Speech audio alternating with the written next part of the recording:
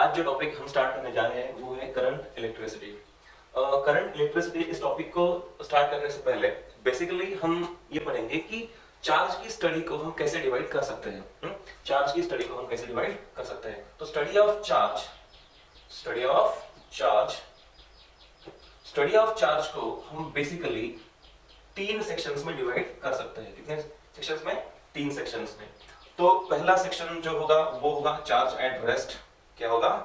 Charge at rest. Charge at rest जब होगा तो वो बनाएगा इलेक्ट्रिक फील्ड। क्या बनाएगा? Electric field. और इस सेक्शन में हम पढ़ेंगे इलेक्ट्रोस्टैटिक्स। क्या पढ़ेंगे इसमें? इलेक्ट्रोस्टैटिक्स। फिर पढ़ेंगे हम कैपेसिटर्स,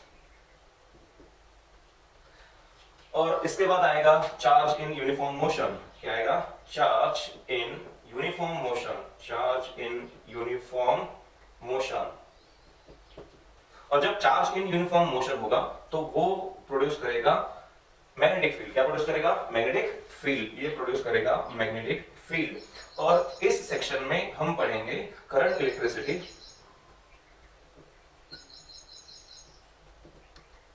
मैग्नेटिज्म, EMI यानी कि इलेक्ट्रोमैग्नेटिक इंडक्शन, और AC। तो हमने देखा कि चार्ज की स्टडी को हम कैसे डिवाइड कर सकते हैं। तीसरा जो सेक्शन होगा वो होगा चार्ज इन एक्सेलरेटेड मोशन। क्या होगा? Charge in accelerated motion.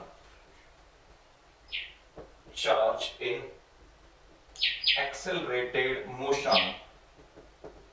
और जब चार्ज इस तरह की मोशन में होगा तो वो दोनों तरह की फील्ड्स बनाएगा। कौन कौन सी? इलेक्ट्रिक फील्ड और मैग्नेटिक फील्ड। तो इस तरह की मोशन में चार्ज दोनों तरह की फील्ड्स जनरेट करेगा, magnetic field and electric field. और इस वक्त हम पढ़ेंगे इलेक्ट्रोमैग्नेटिक वेव्स। इलेक्ट्रोमैग्नेटिक वेव्स यानी कि EMW। तो इस तरह से हम चार्ज की स्टडी को मतलब लार्जली तीन सेक्शंस में डिवाइड कर सकते हैं। ये है चार्ज एट रेस्ट, इसमें हम इलेक्ट्रोस्टैटिक्स और ये पढ़ेंगे कैपेसिटर्स। फिर आएगा चार्ज इन यूनिफॉर्म मोशन जो बनाएगा मैग्नेटिक फील्ड, इसमें हम पढ़ेंगे current electricity, magnetism, EMI, AC। और फिर आएगा चार्ज इन एक्सेलरेटेड मोशन और इसमें हम पढ़ेंगे इलेक्ट्रोमैग्नेटिक वेव्स। ओके, तो जब चार्ज रेस्ट पे होता है यानी कि रुका हुआ चार्ज। कैसा? रुका हुआ charge. Charge in uniform motion मतलब charge travelling with constant speed या फिर यूनिफॉर्म स्पीड। और फिर ये चार्ज इन एक्सेलरेटेड मोशन मतलब चार्ज ट्रैवल तो कर रहा है बट उसकी जो वेलोसिटी है वो कांस्टेंट नहीं है। तो इस तरह से हम लार्जली इसको डिवाइड कर सकते हैं। आज जो टॉपिक हम स्टार्ट करने जा रहे हैं वो है करंट इलेक्ट्रिसिटी जो कि है चार्ज इन यूनिफॉर्म मोशन। तो before we actually start current electricity or the charge in uniform motion, we will go through some basic concepts of charge. Some basic concepts of charge. Okay. So what is a charge? What is a charge? Charge is a property of an object due to which it can experience a force, either attractive or repulsive. It can experience a force. अब charge कितने तरह के हो सकते हैं? Charge दो तरह के हो सकते हैं, या तो पॉजिटिव या तो नेगेटिव। अब what is the smallest unit of charge? In an atom electron. क्या? Electron is the smallest unit of charge. वैसे देखा जाए तो जितना चार्ज किसी इलेक्ट्रॉन पे होता है उतना ही चार्ज किस पे होता है? प्रोटॉन पे होता है। मतलब मैग्नीट्यूड वाइज अगर बात करें तो the charge on electron is equal to charge on proton. हाँ, कन्वेंशनली चार्ज ऑन इलेक्ट्रॉन को हम बोलते हैं नेगेटिव और चार्ज ऑन प्रोटॉन जो है वो हम बोलते हैं पॉजिटिव। ओके, तो electron is the smallest unit of charge और हमारे लिए तो यही है। अब कुछ आगे और रिसर्च हुआ है, जो स्मॉलेस्ट चार्ज जो है वो क्वार्ट्ज कहा जाता है, बट हमारे लिए वो काम का नहीं है। Okay, then what is the unit of charge? SI unit. Charge का SI यूनिट है कूलोम। क्या है? कूलोम। चार्ज का SI यूनिट क्या है? कूलोम, जिसका सिंबल है C। ओके, तो अब हमें देखना है कि ये जो कूलोम यूनिट है ये बहुत बड़ा यूनिट है या बहुत छोटा यूनिट है। अगर मैं आपको बताऊं कि एक इलेक्ट्रॉन का चार्ज, किसका? एक इलेक्ट्रॉन का चार्ज, एक इलेक्ट्रॉन का चार्ज होता है, किसी एक इलेक्ट्रॉन का चार्ज वो होता है 1.6 इंटू 10⁻⁻19 कूलोम। कितना होता है? 1.6 इंटू 10⁻⁻19 कूलोम। अब अगर मैं ये बात करूं कि एक इलेक्ट्रॉन का चार्ज अगर इतना है तो क्या ये बहुत छोटा या बहुत बड़ा है? ये बहुत छोटा चार्ज है। अगर आप इसको एक्चुअल में लिखना चाहोगे, तुम देख सकते हो 10 टू द पावर -19, मतलब ये बहुत ही छोटा चार्ज है। तो एक अंदाजा हम लगा सकते हैं कि अगर इतना चार्ज एक इलेक्ट्रॉन पे है तो एक कूलम्ब चार्ज बनने के लिए कितने इलेक्ट्रॉन्स का होना जरूरी है? अगर हम ये लॉजिक लगाएं तो देखो 1.6 into 10 to the power -19 coulomb, इतना चार्ज किसी एक इलेक्ट्रॉन पे है, ठीक है? तो एक कूलम्ब चार्ज बनने के लिए कितने इलेक्ट्रॉन्स का होना जरूरी है? हमें ये निकालना है। चलो मान लेते हैं कि ऐसा होने के लिए x इलेक्ट्रॉन्स का होना जरूरी है, तो क्रॉस मल्टीप्लाई करके हम ये बता सकते हैं कि 1 into 1 divide by this 1.6 into 10 to the power -19, जो कि आएगा लगभग 0.625 into 10 to the power, ये जो ऊपर जाएगा तो हो जाएगा +90, यानी कि हम बोल सकते हैं 6.25 into 10 to the power 18। आप अंदाजा लगा सकते हो, ये बहुत बड़ा नंबर है, यानी कि एक कूलम्ब चार्ज बनने के लिए इतने इलेक्ट्रॉन्स का होना जरूरी है। यानी कि किसी एक इलेक्ट्रॉन का चार्ज वैसे तो बहुत ही ज्यादा कम है, यानी कि बहुत कम है। अच्छा, तो किसी एटम की अगर हम बात करें तो एटम में इलेक्ट्रॉन्स और प्रोटॉन्स दोनों चार्जेस होते हैं या फिर दोनों तरह के चार्जेस होते हैं, बट मोस्टली केमिकल रिएक्शंस में जो हिस्सा लेते हैं वो कौन होते हैं? इलेक्ट्रॉन्स। और अब हम जो बात करने वाले हैं करंट इलेक्ट्रिसिटी की, यहां करंट के फ्लो होने के लिए जो जिम्मेदार है वो भी कौन है? इलेक्ट्रॉन। तो हमारा बहुत ज्यादा जो डिस्कशन है वो किस पे होगा? वो इलेक्ट्रॉन पे ही बेस्ड होगा। ओके, तो हमारे लिए जो स्मॉलेस्ट यूनिट ऑफ चार्ज है वो कौन होगा? वो होगा इलेक्ट्रॉन। और हमारा मोस्टली जो डिस्कशन है वो इलेक्ट्रॉन के बारे में होगा। ओके, वैसे तो प्रोटॉन भी एक बहुत ही अहम हिस्सा है एटम का, but we will restrict ourselves to the electron. अब अगला जो हमारा पॉइंट है वो है classification of materials on the basis of number of free electrons. मैंने क्या कहा? Classification of materials on the basis of number of free electrons. Okay, तो मटेरियल्स को हम लार्जली ऐसे क्लासिफाई कर सकते हैं। Number 1 conductors, number 2 insulators, and number 3 semiconductors। Number 3 क्या है? Semiconductors. Number 1 conductors, more free electrons। अभी फ्री इलेक्ट्रॉन्स क्या होते हैं हम अभी बात करेंगे थोड़ी देर में। फिर है इंसुलेटर्स, नो फ्री इलेक्ट्रॉन्स। क्या है? No free electrons. और ये है थर्ड टाइप सेमीकंडक्टर्स, इसके हम बोल सकते हैं वेरी फ्यू इलेक्ट्रॉन्स या फिर very few free electrons.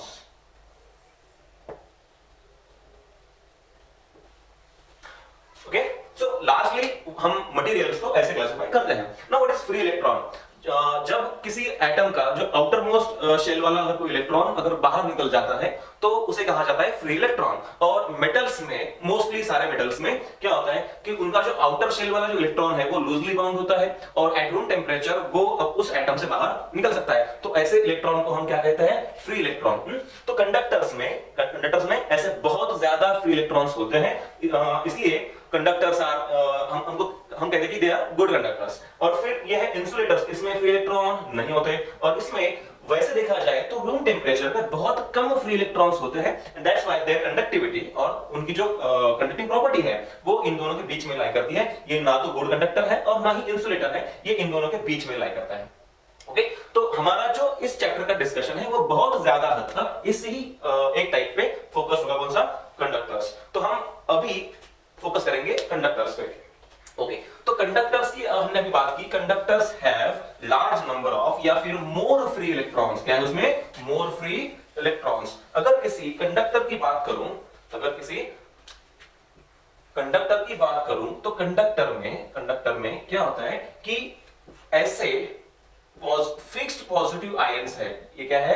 Fixed positive ions. अब ये फिक्स्ड इसलिए है कि इनका जो स्ट्रक्चर है वो सॉलिड स्ट्रक्चर है और ये अपनी जगह से हिल नहीं सकते। That's why they are called as fixed positive ions. और यहां से जो इलेक्ट्रॉन्स बाहर निकले हैं वो ऐसे में ब्लैक डॉट से यहां पे दिखा रहा हूं, और इन्हीं को हम क्या कहते हैं? Free electrons. यही कौन है? हमारे फ्री इलेक्ट्रॉन्स है। और किसी भी कंडक्टर में ये जो फ्री इलेक्ट्रॉन्स है they are moving with all possible velocities and all possible directions, मतलब इन पे किसी का कोई कंट्रोल नहीं है। यानी कि ये जो इलेक्ट्रॉन्स है, इनमें से कुछ इलेक्ट्रॉन्स इधर, कोई इलेक्ट्रॉन इधर या कोई इलेक्ट्रॉन इधर, ऐसे रैंडमली अपने आप को डायरेक्टेड करते हैं। अच्छा, तो in conductors there are large number of free electrons and all of them are moving in all possible directions with all possible velocities। हाँ, अब नॉर्मली अगर किसी कंडक्टर को हमने किसी सर्किट में नहीं जोड़ा है, तब तक हम ये कह सकते हैं कि इसमें कोई करंट नहीं है या फिर इसमें कोई फ्लो ऑफ चार्जेस नहीं है, क्योंकि किसी एक दिशा में फ्लो होने वाले electrons is equal to opposite दिशा में फ्लो होने वाले इलेक्ट्रॉन्स, यानी कि we can say that the net current in the conductor is zero. But कैसे कर सकते हैं कि जो करने से इस सारे के सारे इलेक्ट्रॉन्स किसी एक ही डायरेक्शन में मूव करने लगे? हाँ, हम अगर इस कंडक्टर को किसी सोर्स ऑफ एनर्जी को या एक्सटर्नल सोर्स ऑफ एनर्जी को जोड़ दें, तो हो सकता है कि ये सारे के सारे इलेक्ट्रॉन्स किसी एक ही डायरेक्शन में फ्लो करने लगे। अब देखो कि मैंने क्या किया, मैंने इस कंडक्टर को एक सोर्स ऑफ एनर्जी को जोड़ दिया, यानी कि क्या है ये सोर्स ऑफ एनर्जी? बैटरी। हमने क्या किया, इस कंडक्टर के जो टुकड़ा है इसको हमने जोड़ दिया सोर्स ऑफ एनर्जी यानी बैटरी को। अब हुआ ये जो बैटरी का एनर्जी है, इस एनर्जी की वजह से ये सारे के सारे इलेक्ट्रॉन्स जो है वो बैटरी के पॉजिटिव टर्मिनल की तरफ भागने लग जाएंगे। किस तरफ? बैटरी के पॉजिटिव टर्मिनल की तरफ। और ये सारे इलेक्ट्रॉन्स, मैं क्या कह रहा हूं, ये सारे इलेक्ट्रॉन्स ये ऐसे इस बैटरी के पॉजिटिव टर्मिनल की तरफ भागने लग जाएंगे।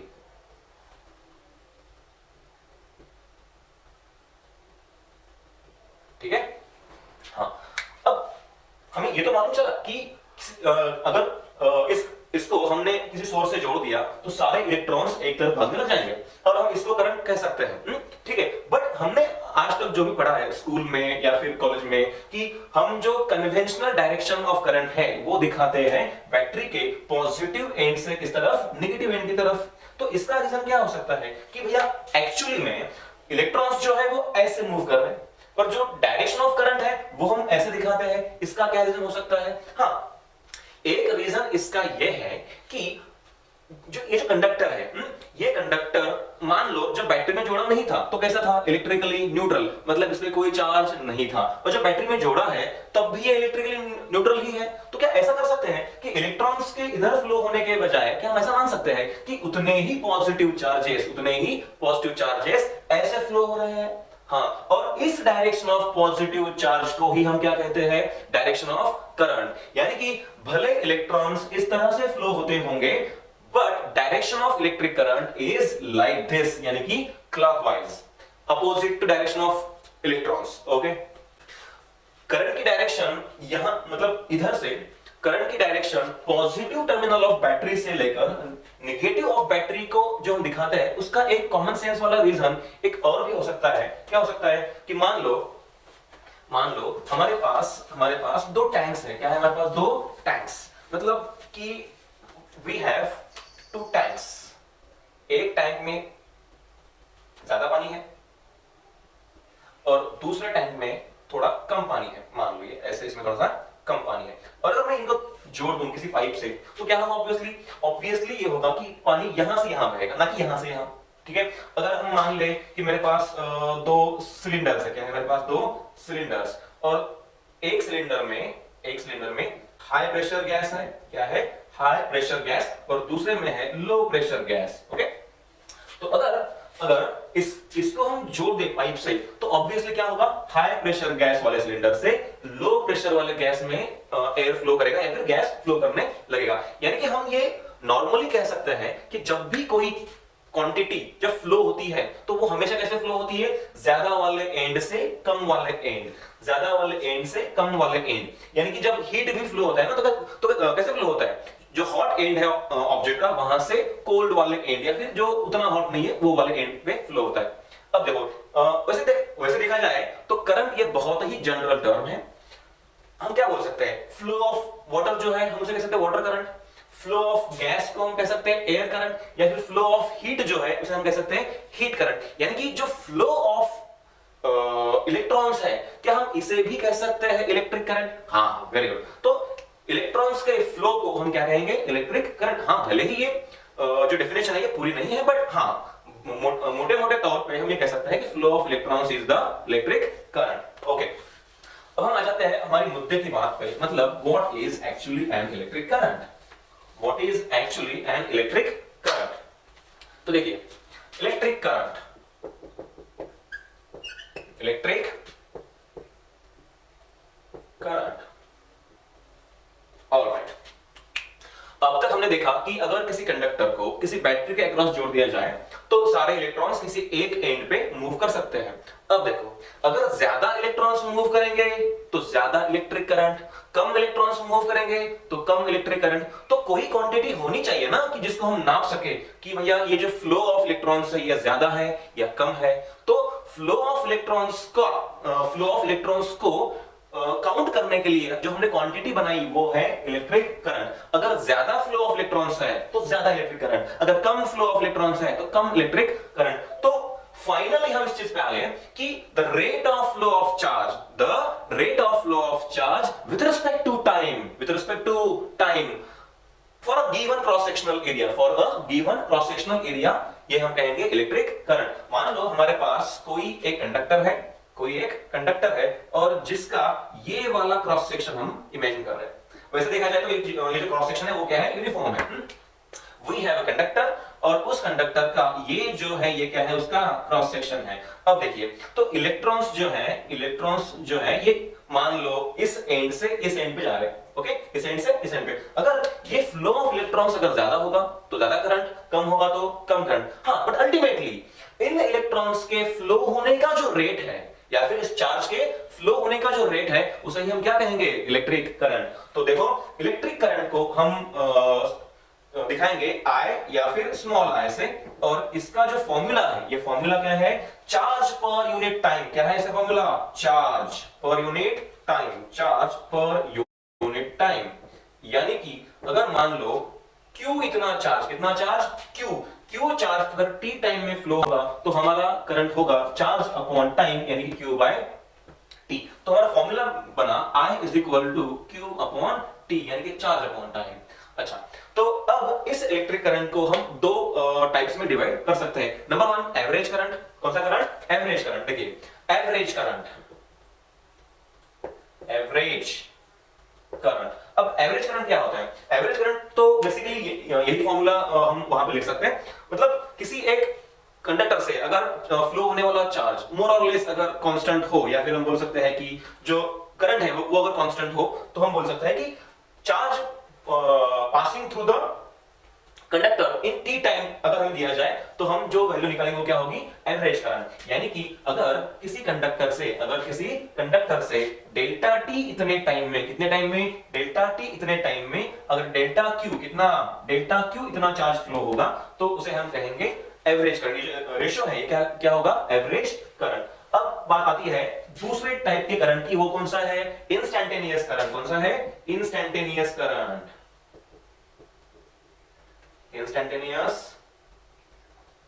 अब ये क्या होता है, कभी कभी किसी कंडक्टर से जो पास होने वाला करंट है वो कांस्टेंट नहीं होता, that is varying with time. मतलब किसी एक समय पे करंट ज्यादा है, किसी और समय पे करंट कम है, ऐसा हो सकता है। तो फिर what is this instantaneous current, मतलब किसी एक गिवन टाइम ऑफ मोमेंट पे जो हम करंट निकालेंगे उसे क्या कहेंगे, इंस्टैन्टेनियस करंट। तो देखो I इंस्टैन्टेनियस हम निकालेंगे limit delta t tends to zero, delta q upon delta t, और इसे ही हम कहते हैं dq बाय dt। क्या कहते हैं इसको, dq बाय dt, यानी कि rate of flow of charge with respect to time. और यही हमारी क्या है, वैल्यू है इंस्टैन्टेनियस करंट की। तो इस तरह से हमने करंट को दो हिस्सों में, मतलब दो टाइप्स में डिवाइड कर दिया। पहले लेट्स रिवाइज दिस, अगर किसी कंडक्टर से ज्यादा इलेक्ट्रॉन्स फ्लो होंगे किसी क्रॉस सेक्शन से तो ज्यादा करंट, कम फ्लो होंगे तो कम करंट। यानी कि चार्ज किसी क्रॉस सेक्शन से कितना फ्लो होता है पर यूनिट टाइम, यही हमारा क्या है, current. Average current, given time में जितना चार्ज फ्लो होगा वो delta q upon delta t, यानी कि हमारा क्या आएगा, एवरेज करंट। और अगर करंट कांस्टेंट नहीं है तो उसके किसी एक स्मॉल इंटरवल ऑफ टाइम के लिए हम उसकी वैल्यू निकाल सकते हैं। ये है limit delta t tends to zero, delta q upon delta t, मतलब क्या है, dq by dt, इसे हम क्या कह सकते हैं, डेरिवेटिव ऑफ चार्ज, यानी कि rate of change of charge with respect to time. Okay, तो ये तो हुआ current. Now what is the unit of current, what is the unit of current. अब हम देखते हैं कि what is unit of current. मान लो हमारे पास कोई कंडक्टर है, क्या है, हमारे पास कोई कंडक्टर है, और इस कंडक्टर के किसी क्रॉस सेक्शन से मान लो 1 कूलम चार्ज फ्लो होता है। कितना होता है, 1 कूलम चार्ज फ्लो होता है 1 सेकंड में। कितने टाइम में, 1 सेकंड में। तो हम ये कहते हैं कि इस कंडक्टर से 1 कूलम चार्ज फ्लो हो रहा है 1 सेकंड में, मतलब यहां से फ्लो हो रहा है 1 एंपियर करंट। कितना करंट, 1 एंपियर, जिसको हम सिंबॉलिकली ऐसे भी लिख सकते हैं 1 एंपियर। ऑलराइट, तो इस कंडक्टर से 1 एंपियर करंट फ्लो हो रहा है, यानी कि जब किसी कंडक्टर से 1 कूलम चार्ज 1 सेकंड में पास करेगा, then that current is called as 1 ampere. अब मान लो कि मुझे कोई बोलेगा कि then what is 4 ampere, what is 4 ampere. तो इस कंडक्टर से अगर 4 कूलम चार्ज पास होगा 1 सेकंड में, तो वो कहां जाएगा, 4 एंपियर करंट। अगर कल 10 कूलम पास होगा तो वो कहां जाएगा, 10 एंपियर करंट। यानी कि the charge flowing per unit time is what, current. तो हमने डिफाइन किया व्हाट इज 1 एंपियर करंट। अब हम कुछ प्रॉब्लम्स पढ़ेंगे, बट प्रॉब्लम्स पढ़ने से पहले एक बेसिक प्रॉपर्टी है करंट की, हम वो भी देख लेते हैं। क्या प्रॉपर्टी है, मान लो हमारे पास कोई कंडक्टर है, क्या हमारे पास कोई कंडक्टर है, और इस कंडक्टर के किसी एक एंड से मान लो Q चार्ज एंटर कर रहा है। कितना चार्ज एंटर कर रहा है, Q। तो उसके एक एंड से जितना चार्ज एंटर कर रहा है ना, उतना ही चार्ज दूसरे एंड से बाहर भी निकलेगा। जितना चार्ज एक एंड से एंटर करेगा, उतना ही चार्ज दूसरे एंड से बाहर भी निकलेगा। और यही प्रॉपर्टी जो है, इसे हम कहते हैं कंजर्वेशन ऑफ चार्ज। मतलब ये जो कंडक्टर है, ना तो ये चार्ज बनाएगा और ना ही चार्ज को डिस्ट्रॉय करेगा, ये सिर्फ चार्ज को क्या करेगा, ट्रांसफर करने का एक मीडियम है। Alright, okay, now we will solve couple of problems. देखो, मान लो कि हमारे पास एक कंडक्टर है, क्या है, हमारे पास एक कंडक्टर है, और इस कंडक्टर से मान लीजिए हमारे पास क्या है, एक कंडक्टर है, और इस कंडक्टर के इस क्रॉस सेक्शन से 10 to the power 20 electrons flow हो रहे हैं पर सेकंड। कितने, 10 to the power 20 electrons per second flow हो रहे हैं। तो हमें पूछा गया है find the value of current. Okay, 20 electrons की क्या है, पर सेकंड। ऑलराइट, लिसन, तो हमने अब तक पढ़ा कि I is equal to what, Q by T, charge per unit time. अच्छा, तो Q की जो वैल्यू है ये है चार्ज। अभी कैसे बना, ये बना इलेक्ट्रॉन से। कितने इलेक्ट्रॉन्स फ्लो हो रहे हैं, 10 टू द पावर 20। ओके, और एक इलेक्ट्रॉन का चार्ज कितना है, ये है 1.6 into 10 to the power -19 coulomb. Alright, और ये चार्ज फ्लो हो रहा है 1 सेकंड में। तो हमारी वैल्यू जो है वो आएगी 10 टू द पावर 20 और -19, यानी क्या बचा, 10। तो हमारा आंसर आएगा 16, यानी कि एंपियर। तो इस कंडक्टर से फ्लो होने वाला जो करंट है वो कितना है, 16 ampere. Let's move on to the another problem. हमारा अगला जो प्रॉब्लम है उसमें क्या है, वी हैव एन इलेक्ट्रॉन। हमारे पास क्या है, एक इलेक्ट्रॉन है, ये रहा electron, and that electron is performing a circular motion in a path of radius r with velocity v। और हमें पूछा गया है कि ये जो इलेक्ट्रॉन मोशन परफॉर्म करेगा, इससे कितना करंट प्रोड्यूस होगा, कितना करंट प्रोड्यूस होगा। तो देखिए, हमें तो पता है कि I is equal to Q divide by T। अब ये Q क्या है, number of electrons crossing a point per unit time, number of electrons crossing a point per unit time. But यहां देखा जाए तो इलेक्ट्रॉन ही एक है, तो हम कैसे निकालेंगे नंबर ऑफ इलेक्ट्रॉन्स क्रॉसिंग पर यूनिट टाइम। अच्छा, क्या ऐसा हो सकता है कि यही इलेक्ट्रॉन इस पॉइंट को 1 सेकंड में बहुत बार क्रॉस करे? यस, ये हो सकता है। तो हम मान लेते हैं कि मान लो कि मोशन परफॉर्म करते हुए ये इलेक्ट्रॉन इस पॉइंट को n टाइम्स क्रॉस करता है। कितने टाइम्स, n टाइम्स 1 सेकंड में। तो n हुआ उसका फ्रीक्वेंसी, तो n into E divide by t। अब n क्या है, 1 सेकंड में ये कितनी बार घूमता है, ये है फ्रीक्वेंसी। अच्छा, ये कैसे निकालेंगे, क्या हमें पता है फ्रीक्वेंसी मतलब 1 अपॉन टाइम पीरियड? यस, ये है 1 अपॉन टाइम पीरियड t, ये into e divide by what, t। Alright, okay, t मतलब एक चक्कर लगाने के लिए लगने वाला टाइम। ये कैसे निकालेंगे, सर्कमफरेंस मतलब total distance divide by speed, यानी कि हम इसे ऐसे निकाल सकते हैं, ये जो t है ये होगा 2 pi r divide by velocity v, ये into e divide by what, time.